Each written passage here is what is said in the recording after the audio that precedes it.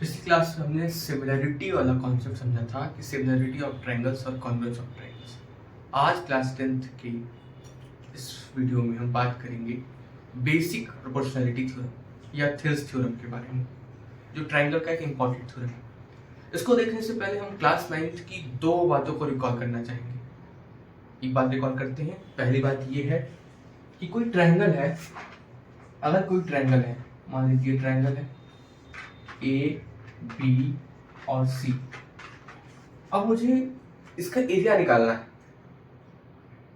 तो हमें पता था, हमें जो एक फॉर्मूला याद था कि एरिया ऑफ ट्रायंगल का फॉर्मूला होता है 1/2 base into height. 1/2 base into height होता है। इस फॉर्मूले को हम भली भांति जानते थे। तो अब इसमें परपेंडिकुलर है नहीं, यानी हाइट है नहीं, तो हम हाइट कैसे हम इसमें ड्रॉ कर सकते हैं। अगर हम ए से डी पर परपेंडिकुलर ड्रॉ कर दें तो हम कह देंगे कि बेस हो जाएगा BC और AD हो जाएगा परपेंडिकुलर, मतलब 1/2 इंटू BC इंटू AD हो जाएगा। यानी एरिया ऑफ ट्रायंगल क्या हो जाएगा, 1/2 बेस इंटू हाइट हो जाएगा। साथियों, यहां तक हम समझते थे। अब मान लीजिए कोई ट्रायंगल ऐसा है, जरा ध्यान से देखिएगा। कोई ट्रायंगल ऐसा है, कोई ट्रायंगल ऐसा है, ऐसा है ए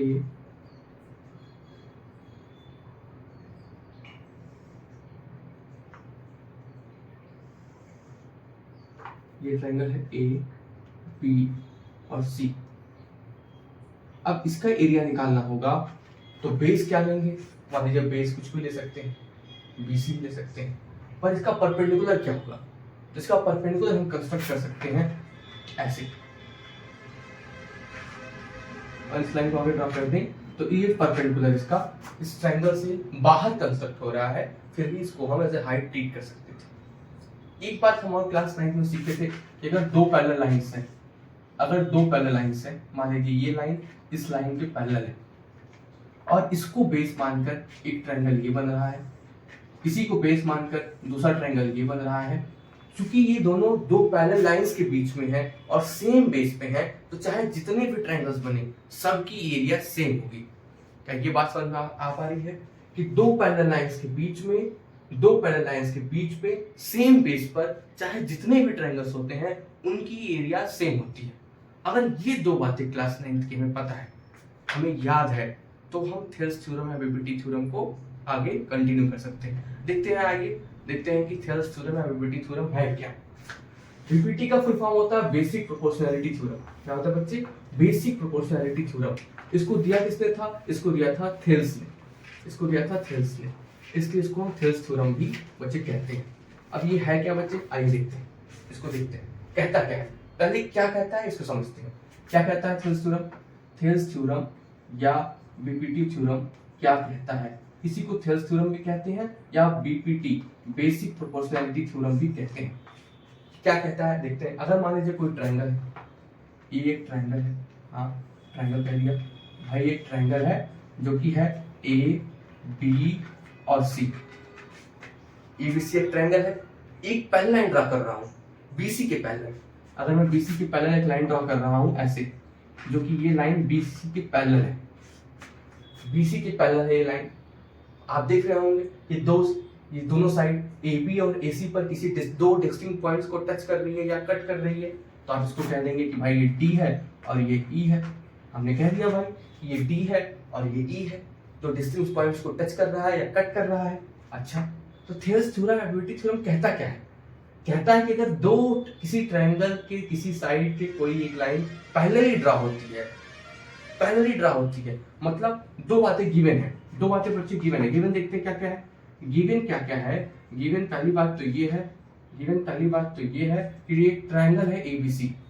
गिवन है कि ट्रायंगल है ABC, मतलब एक ट्रायंगल है। और क्या गिवन है कि DE पैरेलल है BC के, DE पैरेलल है BC के।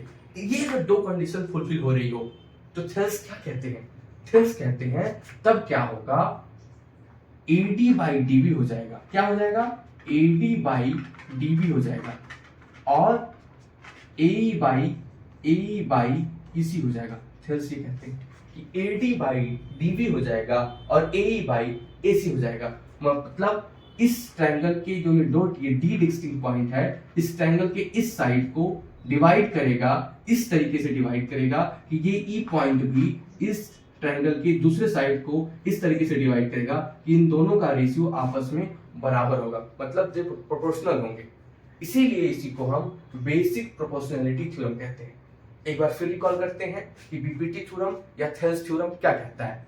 बीपीटी थ्योरम कह रहा है अगर किसी ट्रायंगल में कोई लाइन किसी ट्रायंगल की किसी साइड के पैरेलल है तब क्या होगा, तब ये इसका रेशियो प्रोपोर्शनल होगा, इसका रेशियो बराबर होगा आपस में। ये जो डी है इस साइड को डिवाइड कर देगा AD by DB AE by EC में। ये यहां तक हमें बेसिक प्रोपोर्शनैलिटी थ्योरम ये गिवन था। अब ये जो बात कह रहे हैं थेल्स, इसको हम प्रूव हमें करना पड़ेगा क्योंकि उन्होंने प्रूव किया होगा तो प्रूव होगा। अब इसको प्रूव करने के लिए हमें कुछ कंस्ट्रक्शन करना पड़ेगा। कंस्ट्रक्शन क्या कर सकते हैं मेरे बच्चे? देख मेरे बच्चे, कंस्ट्रक्शन क्या कर सकते हैं? देखो कंस्ट्रक्शन क्या कर सकते हैं। क्या मैं यहाँ D से AE पे परपेंडिकुलर ड्रॉ कर सकता हूँ क्या? और इसको मैं बोल सकता हूँ क्या यम? यहाँ मैं E से AD पे परपेंडिकुलर ड्रॉ कर सकता हूँ क्या? और इसको मैं बोल सकता हूँ यम क्या?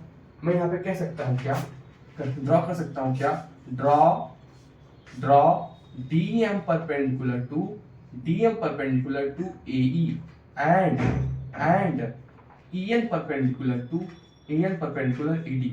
इतना कंस्ट्रक्शन हम कर सकते हैं क्या? और देखो क्या हम इसको ज्वाइन कर दें क्या हम इसको C से D को ज्वाइन कर दें क्या? Join CD join BE। अब देखिए ज्वाइन और क्या करिए कंस्ट्रक्शन में, ज्वाइन CD एंड BE, ये दो बातें कर दीजिए। तो आपको गिवन क्या था कि ट्रायंगल है ABC जिसमें DE पैरेलल है BC के, AD by DB equals to AE by EC आपको प्रूफ करना था। और आपने कंस्ट्रक्शन क्या किया, आपने DM को परपेंडिकुलर ड्रॉ किया AE पर, EN को परपेंडिकुलर ड्रॉ किया AD पर, और आपने CD और BE को ज्वाइन कर दिया। ये कंस्ट्रक्शन करना पड़ेगा, ये प्रूफ है। आपको ये बात याद रखनी पड़ेगी, कंस्ट्रक्शन करना पड़ेगा। अब देखिए प्रूफ करना है हमें देखिए प्रूफ करते हैं, चलो भाई प्रूफ कर देते हैं इसको। अब देखो AD किस ट्रायंगल में आएगा मेरे बच्चे? क्या AD जो है ट्रायंगल ADE में आएगा क्या? अगर मैं एरिया निकालूं क्योंकि हमें AD यहाँ लिखा हुआ है तो मुझे AD किस ट्रायंगल में आएगा? ADE में। तो अगर मैं एरिया निकालूं, एरिया ऑफ ट्रायंगल ADE, तो इसको मैं लिख सकता हूँ क्या, 1/2। एरिया ऑफ ट्रायंगल फॉर्मूला क्या होता है? 1/2 बेस इंटू हाइट। बेस क्या है बच्चे? बेस क्या मैं AD ले सकता हूँ क्या? बेस मैंने कहा हाँ भाई AD बेस ले लो। और मैं EN इसके परपेंडिकुलर है क्या AD पर? इसको परपेंडिकुलर ले लिया। अच्छा अब आप देखो, अब मैं इस ट्रायंगल को लूं, इस ट्रायंगल को ले सकता हूँ क्या? इस ट्रायंगल को ले सकता हूँ क्या? अब DB आ रहा है तो क्या मैं इसके लिए DBE ट्रायंगल ले सकता हूँ क्या? और सिमिलरली एरिया निकाल सकता हूँ क्या? एरिया ऑफ ट्रायंगल DBE, और इसको लिख सकता हूँ क्या, 1/2 बेस हो जाएगा DB या BD जो भी कहिए DB, और हाइट इस ट्रायंगल को, अगर आप इस ट्रायंगल की एरिया निकाल रहे हैं तो इसके लिए भी तो EN ही परपेंडिकुलर है, अभी थोड़ी देर पहले समझाया था बच्चे आपको, इसके लिए भी तो EN ही परपेंडिकुलर होगा। इसको भी लिख सकता हूँ EN, लिख सकता हूँ क्या? अब आगे देखिए, अब आपको निकालना किसकी एरिया? AE की निकालनी है, एरिया ऑफ ट्रायंगल AE की निकालनी है। देखो एरिया ट्रायंगल AE किस में आ रहा है? देखो बच्चे AE किस में आ रहा है? तो आप देख रहे हैं कि AE आ रहा है AE और D में, एरिया ऑफ ट्रायंगल AE और D में, तो क्या इसको मैं ले सकता हूँ क्या, area of triangle 1/2 base AE, और हाइट क्या हो जाएगा मेरे बच्चे? क्या DM इस पे परपेंडिकुलर है क्या? DM इसके परपेंडिकुलर है क्या? इसको लिख सकते हैं क्या? आगे देखो, अब क्या है? EC है। अब क्या है? EC है, तो एरिया ऑफ ट्रायंगल EC और D, EC है तो ECD ले सकते हैं। तो क्या हो जाएगा 1/2 बेस क्या हो जाएगा? बेस हो जाएगा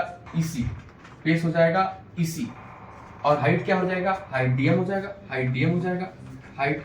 जाएगा। तो आप देख रहे हैं क्या, हमारे पास चार बातें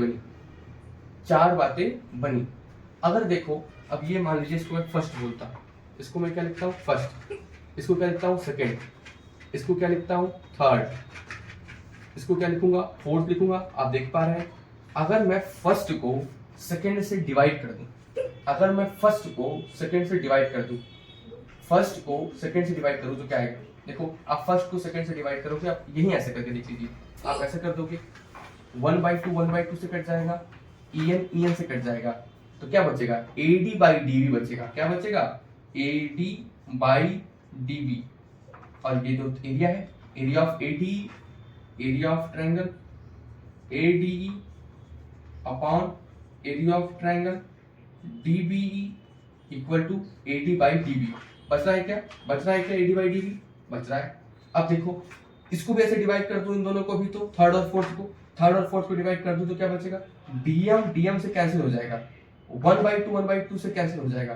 क्या यहाँ आप एरिया ऑफ ट्रायंगल AED और एरिया ऑफ ट्रायंगल ECD के बराबर AE/EC बचेगा क्या, AE/EC का बचेगा क्या, देखो बच पाएगा क्या, हाँ बच पाएगा। अब देखिए अब हम अपना नेक्स्ट कॉन्सेप्ट यूज करते हैं, जब हमने कहा था कि दो पैरेलल लाइंस के बीच में जो ट्रायंगल होगी उसकी एरिया क्या होगी, सेम होगी। अब देखिए ये दो पैरेलल लाइंस है, कौन कौन सी, DE पैरेलल है BC के, DE पैरेलल लाइन है BC के, तो इसमें कौन सा ट्रायंगल आ रहा है, इसमें ट्रायंगल आ रहा है DBE। कौन सा ट्रायंगल आ रहा है DB, मतलब ये वाला ट्रायंगल, ये ट्रायंगल आ रहा है। दूसरा ट्रायंगल कौन सा आ रहा है DEC यानी ECD, ये वाला ट्रायंगल, मतलब इन दोनों ट्रायंगल्स की एरिया सेम हो जाएगी। और अगर आपको इन दोनों ट्रायंगल्स की एरिया आपको यहाँ से क्या मिल रही है कि आपकी जो DBE की ट्रायंगल की एरिया है वो ECD ट्रायंगल की एरिया की क्या हो जा रही है, सेम हो जा रही है। आप समझ पा रहे हैं क्या, यहाँ पे देखिए जरा एक बार, समझ पा रहे हैं क्या। अब देखिए यहाँ तक हम समझ पा रहे थे कि अगर दो पैरेलल लाइंस हैं तो उनके बीच जो ट्रायंगल की एरिया होती है वो बराबर होगी। तो DE के और BC के दो पैरेलल लाइंस के बीच में जो दो ट्रायंगल आ रहे हैं वो आ रहे हैं DEB, यानी ये वाला ट्रायंगल, इसको DEB कहिए या DBE कहिए, और दूसरा ट्रायंगल ECD यानी ये वाला ट्रायंगल। तो हम यहाँ पर लिख सकते हैं क्या, area of triangle DBE equal to area of triangle ECD। क्यों, area of triangle between parallel lines, दो पैरेलल लाइंस के बीच में चाहे जितने ट्रायंगल्स होते हैं उनकी एरिया क्या होती है, बराबर होती है। तो यहाँ पे अगर हम देखें तो हम यहाँ से लिख सकते हैं कि DBE की जगह पे हम ECD लिख सकते हैं, यानी हम ये लिख सकते हैं कि ECD की जगह पर अगर हम DBE कह दें तब पर भी मामला हो जाएगा, तब पर भी हो जाएगा। हम ये भी कह सकते हैं, आप यहाँ पे देखिए AD/DB के इस साइड में ADE/DB है और AE/EC के लेफ्ट हैंड साइड में भी AED यानी ADE सेम ट्रायंगल है और DBE है। तो यहाँ से यानी कि इसको अगर मैं फिफ्थ मानूं और इसको मैं मानूं सिक्स, तो क्या मैं यहाँ से कह सकता हूँ क्या, फ्रॉम फिफ्थ एंड सिक्स्थ, पांचवें और छठवें से मैं कंक्लूजन निकाल सकता हूँ कि AD/DB equals to AE/AC, AE/EC। ये हुआ हमारा थेल्स थ्योरम, प्रूफ हो गया। यही हमको प्रूफ करना था। ये बात कहाँ से आई है, ये बात यहाँ से आई है। चाहे ADE लिखिए चाहे AED लिखिए, मुझे ऐसी उम्मीद है कि आपको ये बेसिक बात पता होगी कि किसी ट्रायंगल को आप इधर से भी बोल सकते हैं, यानी एक ट्रायंगल है इसका नाम है ABC, इसको आप ACB भी बोल सकते हो और ABC भी बोल सकते हो। ठीक उसी तरीके से इस ट्रायंगल को ADE भी बोल सकते हो, AED भी बोल सकते हो। ये दोनों सेम बात थी।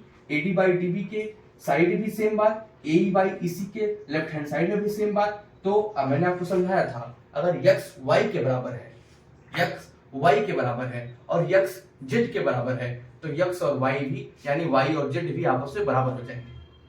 A B के बराबर है, B C के बराबर है, तो A C के बराबर होगा। ठीक उसी तरीके से हमने फ्रॉम 5th and 6th ये प्रूव किया कि AD/DB इक्वल्स टू AE/EC। ये रहा हमारा थेल्स थ्योरम।